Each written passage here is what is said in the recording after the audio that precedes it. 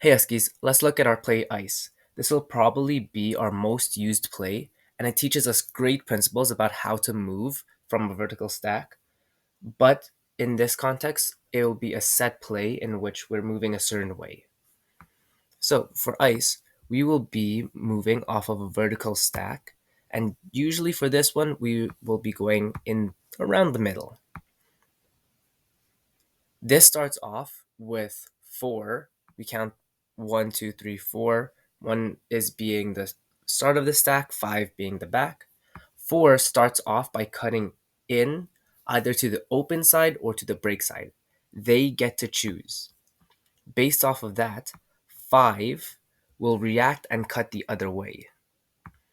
These are going to be our first two options. So the handler will either look to throw to the open side or the break side. Usually, the person cutting to the open side will receive the frisbee. This is simply because it's easier to throw there because the mark is stopping the break side. This might mean that if you are the stronger player, you might want to take initiative in taking the open side. If you notice that you're four and you feel like the person behind you is a stronger cutter, perhaps you'd like to go break side so that they can go to the open side. Even though we do acknowledge that some players are better at in cuts than others, I still want you to be trying to do these even in games that matter, because once a team learns that, oh, this person's always gonna cut in, it becomes really predictable. If those don't work, three has been setting up for a deep cut. Traditionally, we would have four, five, and three all cut at the same time. But a handler could only look at so many things. So we're gonna have the handler only look at four and five, and after they've cut, three will go after. So handler looks in break, nope, then deep cut, nope. If it's a nope, if they hit it, that would be great, lots of yardage. And how we know that the handler won't throw it is through pump fakes. When you, as a cutter, see a handler pump fake, you know that you should abandon the cut. And if you, as a handler, know that I don't like that cut, it looks like it's covered, you pump fake to let them know, hey, don't go any farther. Let's just cut it off there. Let's save some time. So if after three goes deep, they don't receive the frisbee, they are going to come back towards the stack. And like before, when we had four and five back here, now we have two and three. So two will be choosing the side to cut, and three will be going to the other side. In this example, two decided to go to the break side, three could go to the open side. If those don't work, look who's setting up over here. We have one going deep, but we also have seven, which is our handler, taking over. So in most of our plays, you're going to notice that we do two cycles, and by the end of two cycles, it's usually going to be stall seven already. So if we look, this is cycle one, and then we repeat the cycle, cycle two. And if that doesn't work, handler gets involved.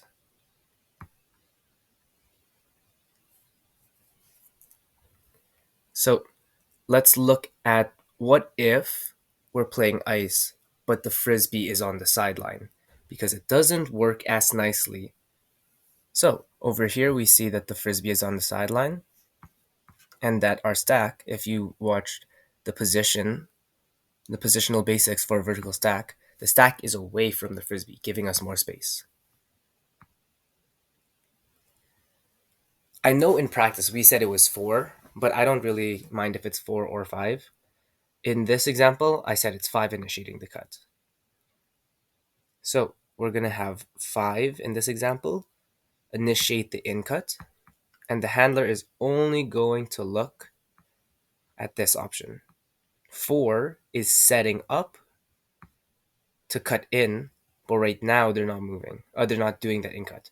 We're waiting for, if 5 doesn't get thrown to, they clear out, and 4 goes in, and 3 goes deep. If we watch 3 and 4 right here, while 5 cuts in, they start moving back and setting up. 4 sees 5 clear out, and once 4 cuts in, 3 is going to go deep. We kind of make this triangle action. And now we have these 3 options. The in cut, which is our first option, the deep cut, which is our second option, and this third option is potentially there. Sometimes when people clear out, this defender doesn't go perfectly with them, and we could get that breakthrough, getting the frisbee back in the middle.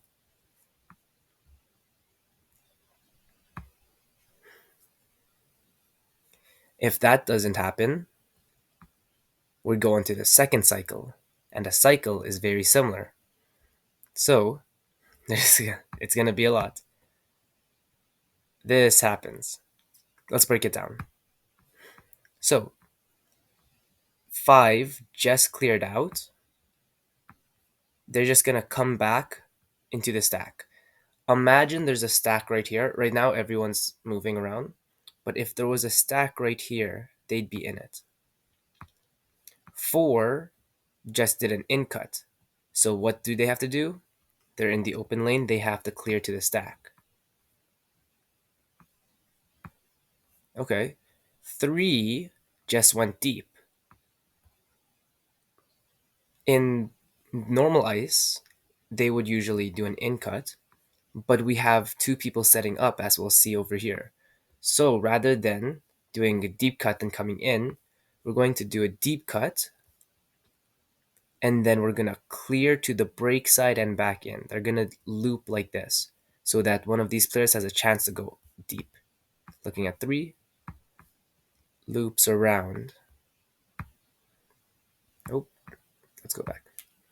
Now, here's the action. 1 and 2. What did we just see 3 and 4 do? 3 and 4 is over here, setting up. 4 going in, 3 going deep.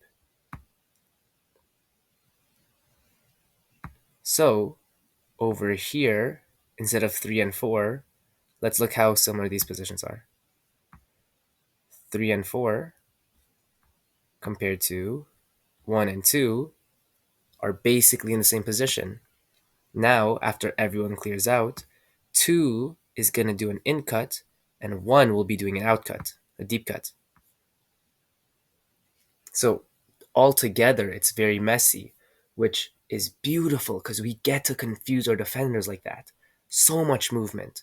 When people are standing still. So, pipeline is one of our plays. Lots of standing still there. Ice in the middle, one of our plays. A little bit of standing still, not as much. This one, oh, the second cycle, lots of movement. Lots of ways for defenders to get distracted.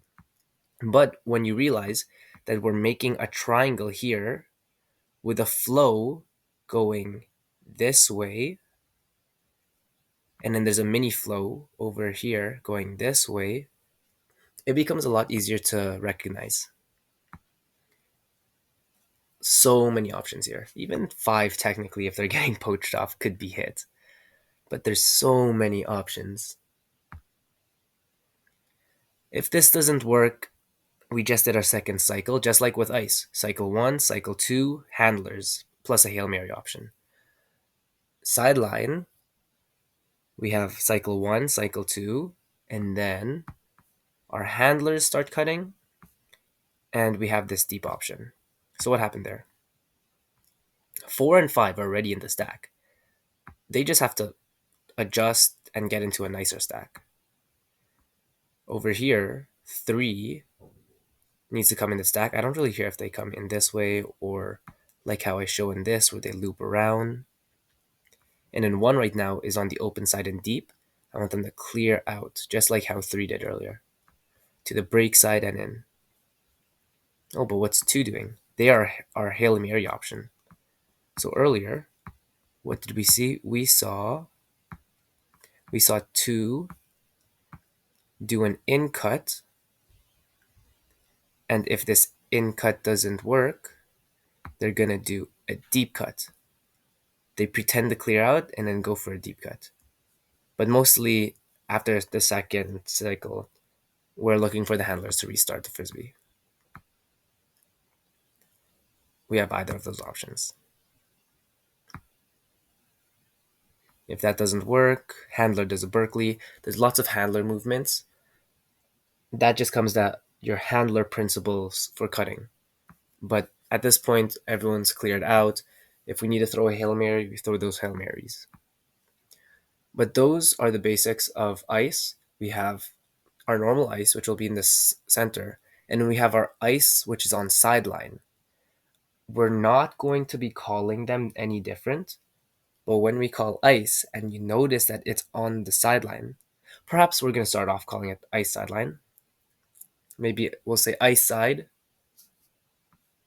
and that'll remind you all what the play is. Because if we were to do a break side cut here, that's almost never getting thrown to. So this cycle makes a lot more sense. But for a tournament that's coming up, let's try to implement that. Otherwise, in the future, if you're rewatching this, we're just going to keep practicing that.